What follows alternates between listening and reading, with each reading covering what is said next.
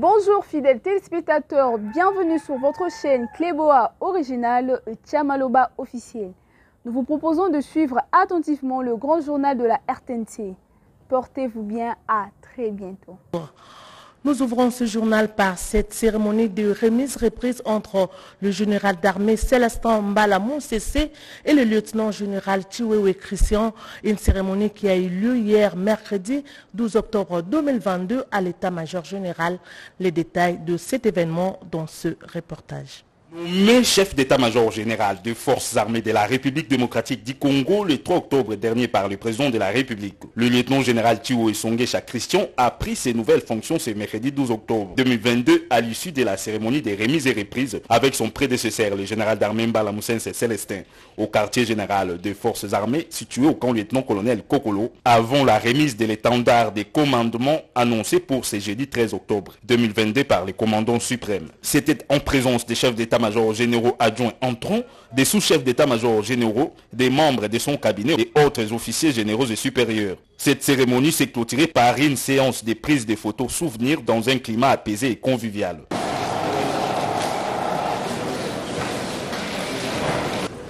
Allez, la presse. Ici est de signaler que d'autres séries de cérémonies de remises et reprises ont eu lieu le mardi 11 octobre entre le général-major Ichali Gonza Dourou Jacques et le lieutenant-général Yav Kabey Jean-Claude, respectivement, nouveau chef d'état-major général adjoint en charge des opérations et renseignements, et le chef d'état-major général adjoint sortant. Également entre le général-major Kassonga Chibango Léon Richard et le lieutenant-général Ndima Konga Constant, respectivement, chef d'état-major général adjoint entrant en charge de l'administration et logistique et chef d'état-major général adjoint sortant. De même, le général-major Chiko Chitambo Jérôme, nouveau sous-chef d'état-major général des forces armées, a également pris ses nouvelles fonctions à l'issue de la remise et reprise avec le lieutenant-général Obed Ribachiro. Et puis à l'Assemblée nationale, les députés nationaux ont approuvé les conclusions du rapport de commission aménagement du territoire sur l'examen approfondi de la proposition de la loi modifiant et complétant celle relative à l'aviation civile. La RDC sera radiée sur la liste noire de l'Union européenne. Sylvie Moembo signe ce reportage. La République démocratique du Congo figure depuis plusieurs années sur la liste noire de l'Union européenne dans le domaine de l'aviation civile. Une proposition de loi modifiant et complétant la loi numéro 10/014 du 31 décembre 2010 est approuvée et déclarée recevable par l'Assemblée plénière. Sous la houlette du président de l'Assemblée nationale, Christophe Mbosoko Diapwanga, la commission aménagement du territoire, infrastructure et nouvelles technologies dans l'information de la communication a présenté le rapport de cette proposition de loi du député national André Claudel Loubaya.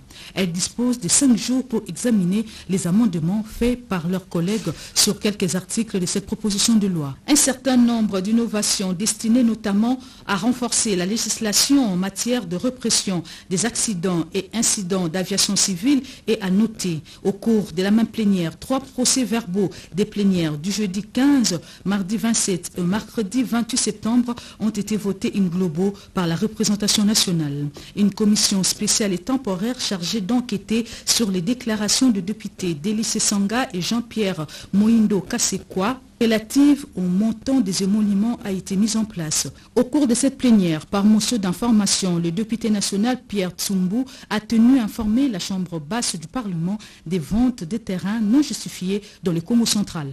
Naturellement, un huissier de police judiciaire est descendu sur place dans le village Kimbongo en vue de déguerpir le propriétaire de ces villages.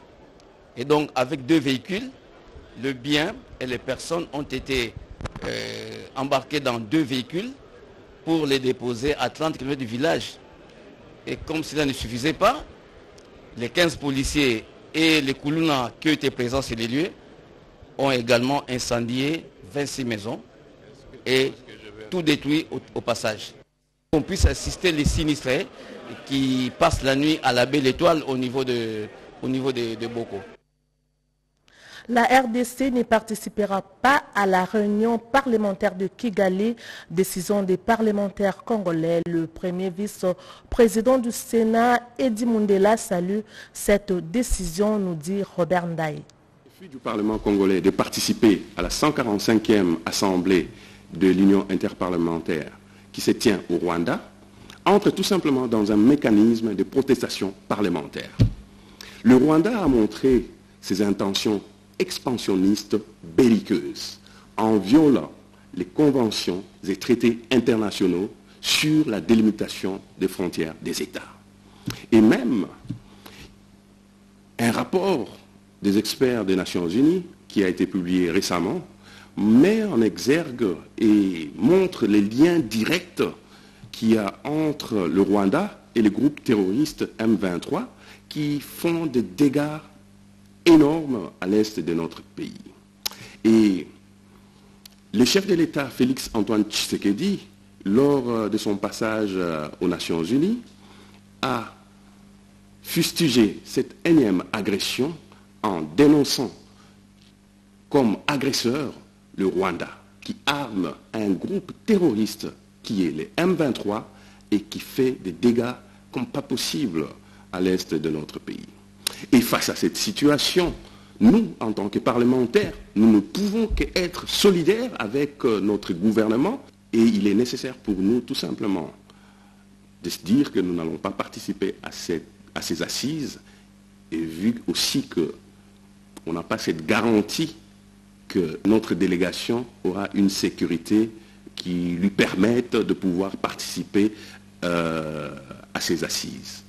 Vous nous demandez d'aller plaider notre cause chez notre agresseur.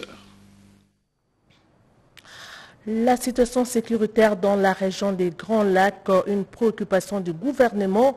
Le Premier ministre Jean-Michel Sama Lukonde et l'envoyé spécial du secrétaire général des Nations Unies pour la région des Grands Lacs ont abordé le sujet. Pati Tondouango, Marcel Moubenga, reportage. L'envoyé spécial du secrétaire général des Nations Unies pour les Grands Lacs a désormais une vision claire sur la situation sécuritaire dans la région de son affectation. Wang Xia l'a révélé à la presse au terme d'un entretien avec le Premier ministre Jean-Michel Sama Lukonde Kyenge à la primature ce mercredi 12 octobre 2022. Selon ces diplomates onusiens qui apprécient à sa juste valeur la lecture du chef du gouvernement sur la situation politico-sécuritaire et ses observations sur les grands dossiers du Grand Lac, cet éclaircissement va lui permettre d'étoffer sa communication auprès du Conseil de sécurité des Nations Unies le 26 octobre prochain. Mes vifs remerciements au Premier ministre qui a bien voulu partager avec nous sa lecture sur la situation politique et sécuritaire dans la région, ses observations sur les grands dossiers de la région des Grands Lacs.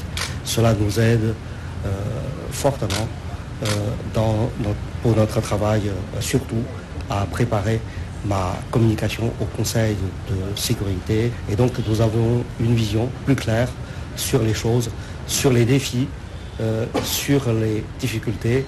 Et nous sommes aussi encouragés par cette analyse encourageante du Premier ministre pour voir comment mieux gérer tous ces dossiers de paix et de sécurité.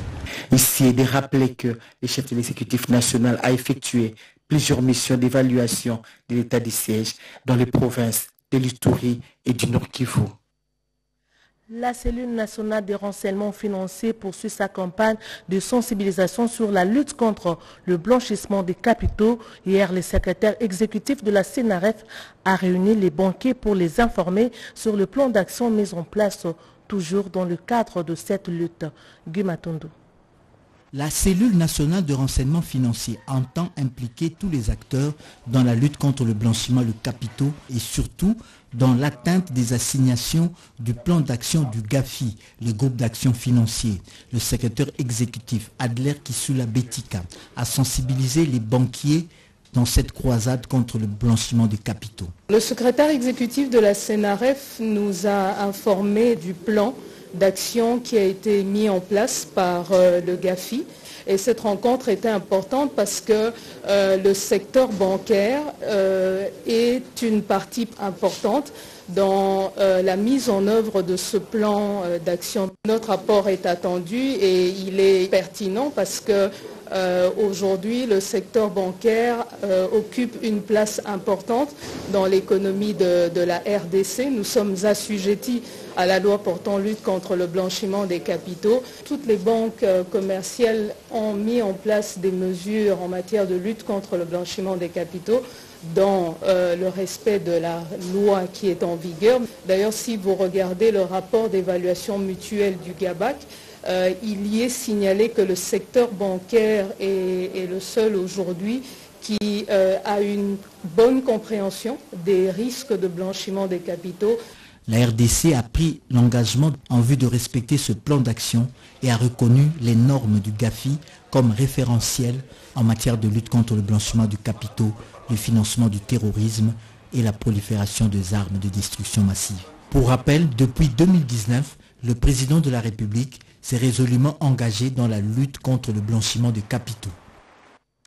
Sachez également que le vice-premier ministre, ministre de la fonction publique, Jean-Pierre Liaou, a procédé au lancement officiel de la phase de l'identification biométrique des fonctionnaires de l'État congolais. La cérémonie a eu lieu à Matadi.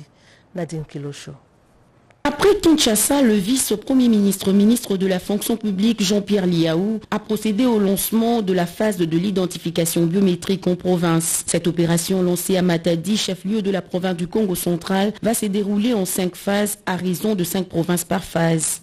Je vous remets officiellement votre carte d'agent public certifié. L'opération vise à un recensement numérique avec l'objectif d'assurer une véritable sécurisation des données des fonctionnaires de l'État. Avec l'empreinte digitale, ça a été dit, un système d'alerte permettant de dénicher les fraudeurs. Ce, en vue de l'avènement prochain d'une administration publique congolaise moderne dont le fonctionnement devra répondre à l'équation un poste, un emploi, un agent, un salaire et une compétence. Et en second lieu, le VPM de la fonction publique Jean-Pierre Liaou a procédé au recensement complémentaire de retraités et rentiers à la Caisse nationale des fonctionnaires de l'État. Séance tenante, le chef des divisions et des bureaux recensés était tout heureux de recevoir leur carte de main du vice-premier ministre, ministre de la fonction publique. Le souhait, c'est que chaque agent public, chaque fonctionnaire, dispose de sa carte de sécurité sociale. Et pour ce, nous avons instruit la CENSAP de procéder à la poursuite de ses activités dans le Congo central au regard des indicateurs qui nous renseignaient que nombre d'agents publics ici dans la province ne disposent pas encore de cartes. Le gouvernement que dirige le Premier ministre Samalou Kondé est résolument engagé à remettre l'administration publique sur le rail de la modernité, l'innovation et du redressement, et cela s'inscrit en droite ligne des instructions du chef de l'État, Félix-Antoine Tshisekedi Tshilombo. Face au chef de division et de bureau, Jean-Pierre Liaou a martelé sur le combat mené contre les antivaleurs. La Fondation Denis Nyakiro et la 10e circonscription du Français de l'étranger en voie de conclure un partenariat axé sur un projet lié à l'éducation. Reportage Naïcha Kiala, José Baïtouambo. L'engagement de la première dame dans la protection de victimes de violences sexuelles, l'autonomisation de la femme ou encore dans l'éducation des jeunes, précisément de petites, impressionnent tous les milieux, de la société civile à la politique au pays comme à l'étranger. Les plus intéressés viennent partager la vision avec la première dame pour sceller des partenariats. La députée française Amélia Lacrafi en a exprimé les besoins avec Denis Nyakiro Tshisekedi. Les discussions ont porté sur des questions pratiques des collaborations. Je trouve très innovant ce qu'elle fait effectivement sur la réparation, surtout du statut de victime. En fait, ce qu'on peut attendre d'un partenariat avec la Fondation de la Première Dame, justement pour le renforcement capacitaire des enseignants des écoles en province, sur des équipements énergie et tablettes, et l'accès à de la documentation, accès à vraiment un fonds documentaire francophone très important aux écoles publiques congolaises. Elle est comme ceux qui l'ont précédé, émerveillée par la clarté de la vision et la pertinence des actions menées sur les terrains. Il y a eu évasion à la prison centrale du camp Molaye à Matadi. Le maire de la ville et les services de sécurité ont tenu un conseil de sécurité urbain pour voir clair sur cette situation. Pierre Mbouyou pour les détails. La ville portuaire de Matadi, chef de la province du Congo central, ce havre de paix de tout le Congo, est en proie depuis quelques jours à une insécurité criante, et ce, suite à une série d'évasions de prisonniers d'une part, et aux affres du banditisme urbain caricaturé des phénomènes Koulouna d'autre part. Prenant à bras-le-corps cette inquiétante situation sécuritaire, le maire de Matadi, maître Patine Touziwa Makengedi, a présidé une réunion spéciale du Conseil de sécurité urbaine. Cette séance de travail élargie au commandant SIAT, au chef des postes frontaliers de la DGM et de l'ANER, des services compétents de sécurité, aux 3 bourgmestres, aux procureurs des grandes instances et présidents des tribunaux, était une belle opportunité pour tous de crever l'abcès, passer en revue cette situation et rassurer tous les Matadiens quant à ceux. Nous avons voulu encore évaluer par rapport à la situation qui prévaut dans la ville. L'autorité provinciale a demandé que nous soyons sur le terrain pour lui régler cette affaire. Alors, au niveau de la ville, nous nous sommes réunis pour nous penser, raisonner ou réfléchir par rapport à ces évasions. Et on tient encore à rassurer notre population de vivre calmement dans l'inquiétude, mais de dénoncer tout mouvement suspect, tout étranger que vous voyez, en n'importe quelle posture, évadé ou non. Mais on devait aussi remédier à la situation du banditisme urbain qui voulait essayer de refaire surface, et nous combattons tout ça jusqu'à la dernière énergie pour que la population qui appartient au chef de l'État chez nous en Matadi doit vivre dans la quiétude. Il convient de souligner que conformément aux us et coutumes sécuritaires du pays, la mairie de Matadi tient au début de chaque seconde quinzaine du mois son conseil de sécurité urbaine, et pour ces mois, la tradition a été respectée. Pour évaluer et s'assurer de la mise en œuvre du programme de lutte contre la malnutrition chronique en RDC, la Banque mondiale s'est déployée au Kasaï central pour se rendre compte de l'effectivité de ce projet. Séverine Katanda, reportage. Dans le cadre de suivi du projet initié par le gouvernement central pour lutter contre la malnutrition chronique en RDC, une équipe de l'unité de gestion du programme de développement du système de santé a conduit une délégation mixte composée des partenaires de ce projet dans différentes zones de santé du Kasaï central telles que Bunkonde et Chikaji. Financée par la Banque mondiale, cette mission avait pour objectif d'évaluer la mise en œuvre du projet des 12 zones de santé de la province. Dominique Babo, coordonnateur de l'UGPDCS, voulait se rassurer du démarrage et se dit satisfait de l'implication de la population. Je voulais déjà saluer la participation de la population. On sent qu'elle est bien impliquée dans la mise en œuvre.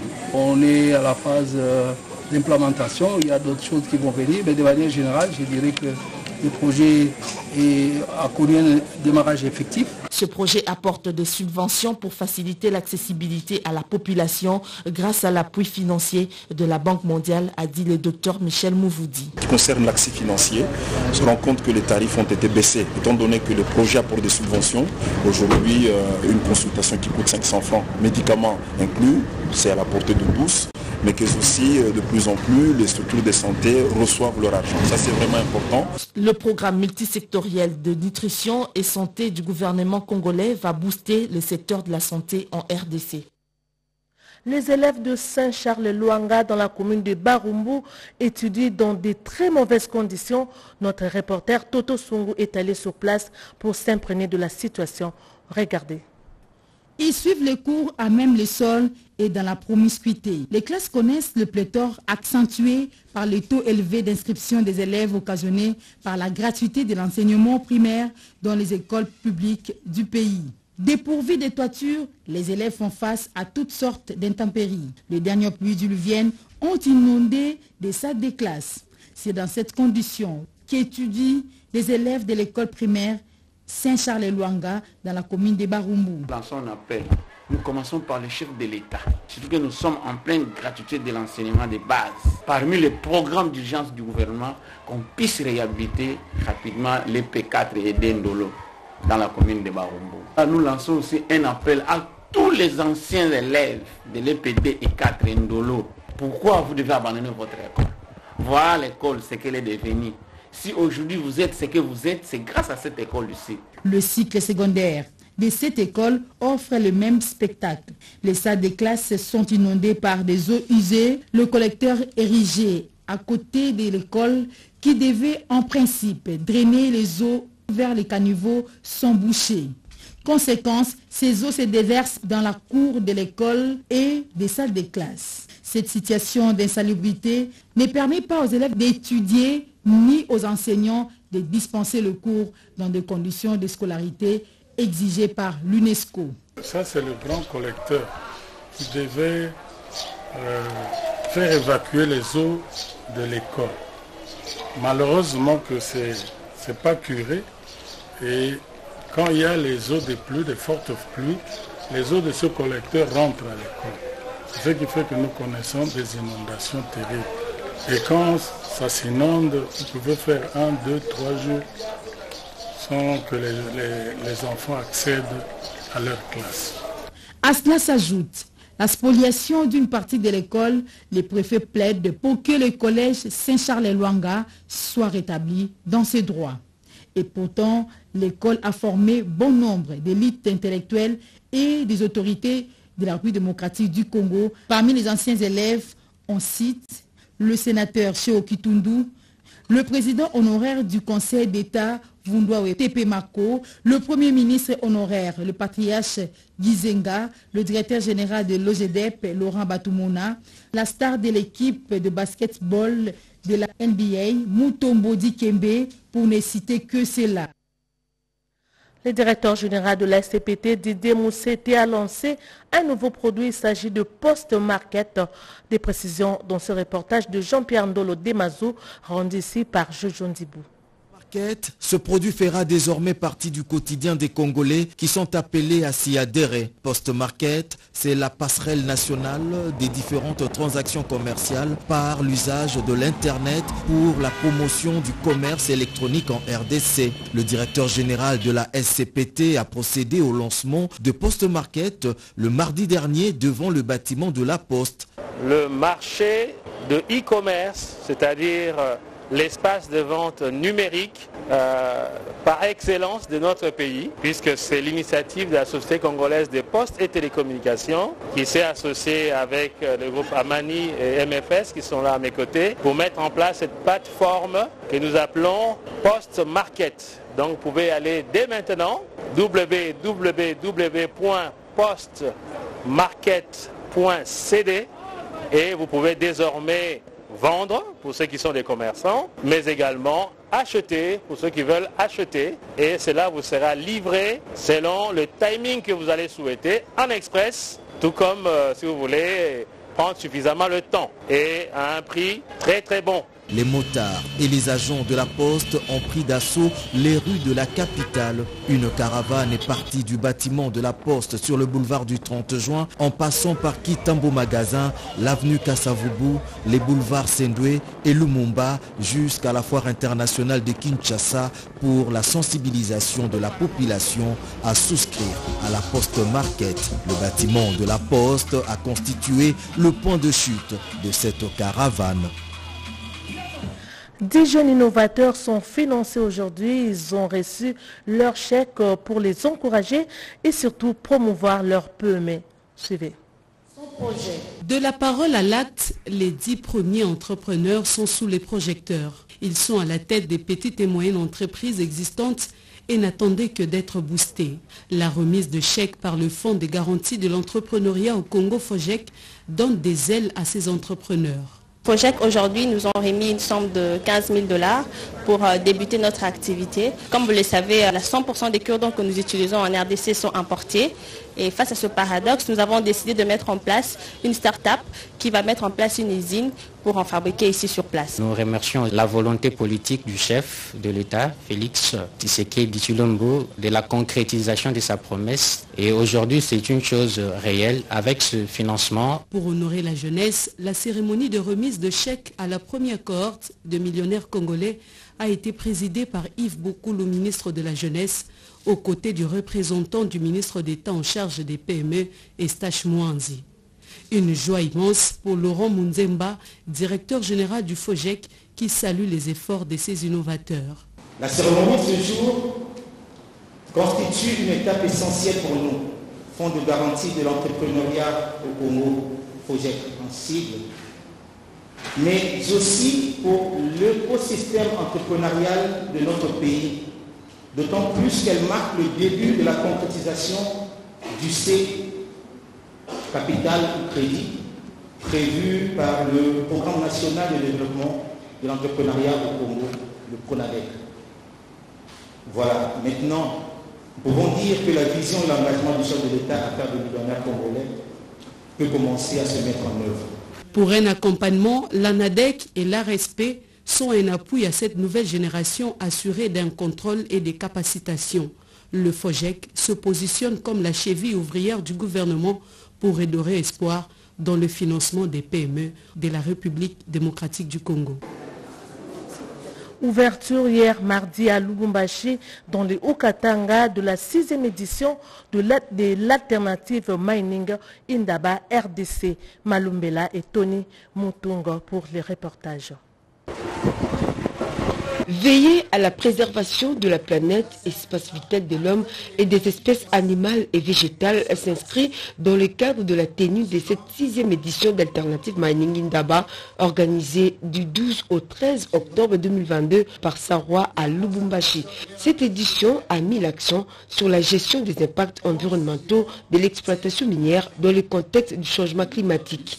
Plusieurs thématiques telles que les causes et mécanismes de lutte contre les changements climatiques, la politique du gouvernement congolais pour inciter les compagnies minières à réduire leurs émissions et les impacts des activités minières sont développés et des échanges sont engagés pour faire face à la problématique du dérèglement climatique. La conciliation entre l'industrie minière et les exigences du développement durable exige désormais que l'exploitation minière se fasse selon une approche englobante qui prend en compte l'ensemble des considérations économiques, sociales, environnementales et éthiques. À l'ouverture de ces travaux, le ministre provincial de la Santé, qui a représenté le gouverneur du Haut-Katanga, attend recevoir un rapport couché sous forme de recommandations à transmettre aux autorités compétentes pour son application. Bonne nouvelle pour la population du Tanganyika, le pont Niemba, jeté sur la rivière Lukuga, vient d'être remis officiellement à l'office des routes par l'entreprise Magda Forest, nous dit Marie-Chimène Kamuka. circulation de population et de leurs biens entre Kalemi et Nyunzu dans la province de Tanganyika est désormais facilitée et les transactions commerciales vont s'intensifier grâce à la construction du pont Niemba, un ouvrage de 136 mètres de longueur et 8,7 mètres de largeur réalisé au PK 104 sur la nationale numéro 33 par l'entreprise Malta Forest, financée à la hauteur de près de 30 millions de dollars américains par le Trésor public à travers le Fonds national d'entretien routier FONER. L'entreprise Malta Forest a remis officiellement ce pont à l'office des routes par les billets de son directeur des marchés, Alain Mukuna, représentant le directeur général, le professeur Jano Kikangalangoy. C'était après un contrôle minutieux et approuvé par le directeur des ponts de l'office des routes, Bernard Mutumba. À l'issue d'une période de garantie de 12 mois, comme cela a été dit dans le contrat, la réception provisoire a eu lieu à ce même site le 30 septembre 2021 et aujourd'hui nous allons boucler ce marché et je crois que ce pont va être très important pour la province et pour la République, un des modèles à dupliquer dans d'autres provinces. Les travaux de construction du pont Niemba jeté sur la rivière Lukuga ont duré 26 mois. Avec une capacité portante de 60 tonnes, ce pont est un cadeau signé Félix-Antoine Tshisekedi Tshilombo à la population de Tanganyika, décidée à développer les provinces à travers le projet de développement des 145 territoires. Codiasimo vous propose un crédit immobilier. Vous êtes du Congo ou de sa diaspora ? Vous désirez devenir propriétaire en RDC et faire construire votre maison en toute quiétude ? Obtenez votre crédit, puis commencez son remboursement uniquement dès la livraison de votre maison. À la Cité Kimia, nos maisons seront toutes construites aux normes internationales. Située à seulement 25 minutes de l'aéroport de Njili, 10 minutes de Safari Beach, Au cœur de cette cité moderne, vous y trouverez aussi un centre commercial avec plusieurs commerces de proximité. Nos bureaux sont situés au 173 avenue Mutombokachi, dans la commune de La Gombe, référence rond-point Forescom. Venez dès à présent réserver votre lot dans ce nouveau havre de paix à Maluku, ce nouvel Eldorado au Congo. Kodia Ciment, la meilleure adresse pour construire la vôtre. Sepela TV ezali décodeur ya Banamboka. Sepela TV différence nango ezali na ba décodeur mususu oto zalaka nango na kati ya ndaku. Sepela TV botala ngo ezaka mukie. Eza mukie olingi ko voyager ozu yango o voyager nango. Parce que ba décodeur obiso to zalaka nango evandika na ndaku, mais Sepela TV déjà eza mukie botala ozu okolisa ngo na poche, na kosi na poche à veste o voyager o memi yango partout dans le monde ici kazo kende. Donc on a besoin il y a câble HDMI, courant na internet. Internet est comme partout, courant est partout. Donc il y a plus de 500 chaînes yo surtout ya kitoko. Bilengi ba choix ya congolais kaka mutaoye bango. Donc congolais kaka mutaye bango. Congolais kaka mutaoye ba elengi nini yo kaka. Donc congolais kaka mutaye bango. Donc c'est relative ça. Ya Banamboka bozwa abonnement nango okozwa ngo ya ne mobimba okozwa ngo pe par mois au bengi bango na ba numéro na bango bozali komona. Donc Sepela TV ezali décodeur ya yo ya ngai, donc ezali ya étranger te ezali ya Banamboka. Avec Sepela TV tout le monde est d'accord et il en restera ainsi pendant très longtemps. Bienvenue dans le monde de Sepela TV. Sepela TV est le décodeur qui vous permet de suivre les chaînes du Congo en direct de la diaspora. Ndeko ya Congo, tunanga ininyo agence Wami service oyo ya madame Mireille Wakanke azawana mobimba pona bino ba diaspora bolingi kotinda mituka toba kolia ndenge na ndenge kohésiter na yote. Adresse Ezase Moko 5 boulevard Ornano numéro 75 018 na Paris 16e. Awa na République démocratique du Congo na ville province Kinshasa. Boko Zoyango na avenue Maringa numéro 83 référence étoile bleue na commune ya Kasavubu. Soit bo contacter la ba numéro oyo. Maman Mireille Wakanke tata pambola yo. Na yaka pamba te soko moni na ye. Kombo na yo na témoignage na yo eke musika pe betinga na motema. Na mona ba agence na sena moi oyo lukute za makasi na ba agence na escroquerie. Okomona mosali ya Nzambe asali pe publicité batu bazotala me agence na bango vérité ezate. Na moni mituka, na moni bilamba, na moni bakoli nyonso batu batindaki ndenge bayebisaki nga yaka kokontrole na contrôler na moni musala oyo sala Wami service libote na Nzambe bisika ya kotinda biloko eza na Wami service. Oui, yaboye ezalate ndeko ko sazardete agence ezakaka moko Wami service ya madame Mireille Wakanke a tiré la disposition ya ba diaspora nyoso pour que boko misaka bakoli na bino mituka na bandeko o baza na Afrique avec impact na idéologie. Wami service pardon maman Mireille Wakanke balinga pe ba congolais boete prix ya mo bobé. Wami service c'est pas Mireille Wakanke. Wami service frappe na le frappe na retour.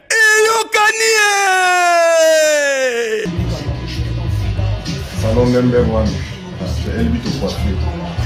Il coiffe avec sourire, il coiffe avec noblesse. C'est Elbito coiffure.